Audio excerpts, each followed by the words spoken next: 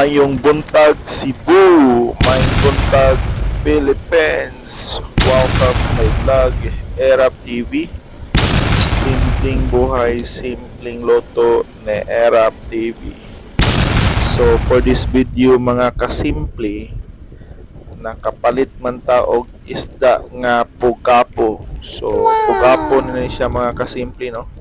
Dili na ni siya lapo-lapo kay basin makihat ani ni Mayor Ahong Chan, no?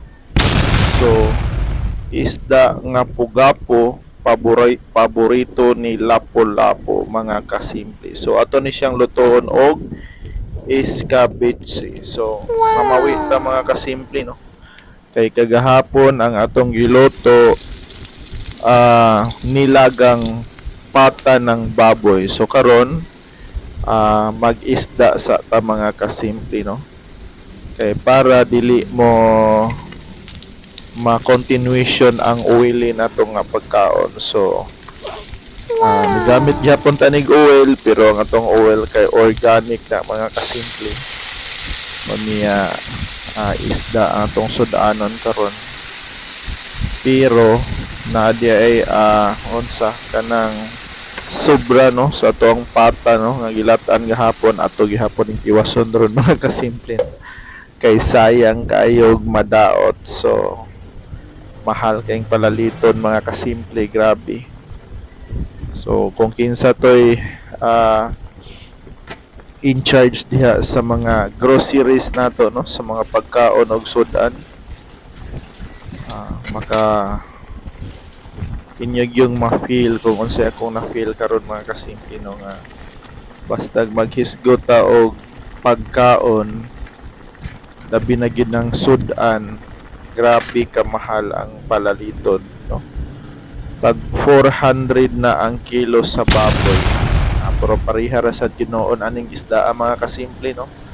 Unya alangan man og di ta mo palit nga kinahanglan man tang mukaon. So mao na, no, atong pamahaw karon. Iskabitsing isda unya nay sobrang nilagang pata ng baboy gahapon. Unya natay appetizer nga buwad mga kasimple. So pangpagana sa kaon, no?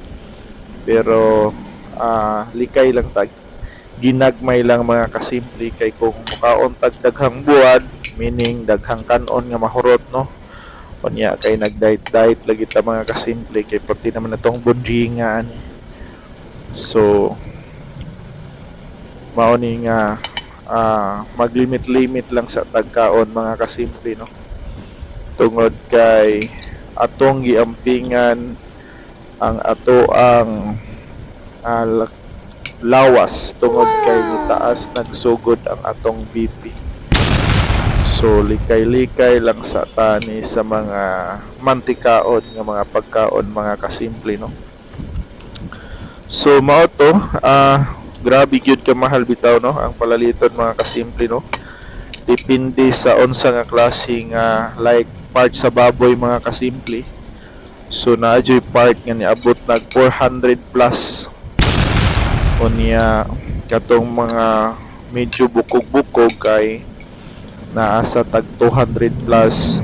Yan apoy sa lain pong klase na tag 300 plus. Depende sa klase kung unsa imong paliton mga kasimple, no? Pero katong panghumba o pangsugba ni patong na gyud sa 420 pesos per kilo. Unya kung atong sweldo mga kasimple minimum 501, palitan nimo og usa ka kilong isda or usa kilong baboy, unsa pa may masobra na mga kasimple, no? So in ana kalisod ang ato ang sitwasyon karon. So kinahanglan nga mag-budget ta, unya mang sideline sa ta mga kasimple sa tinarong nga pamaagi. So mao gihapon mag-amping tang tanan mga kasimple og ato ang likayan ang dili mayong mga pinuhatan. Amping, bye bye, God bless.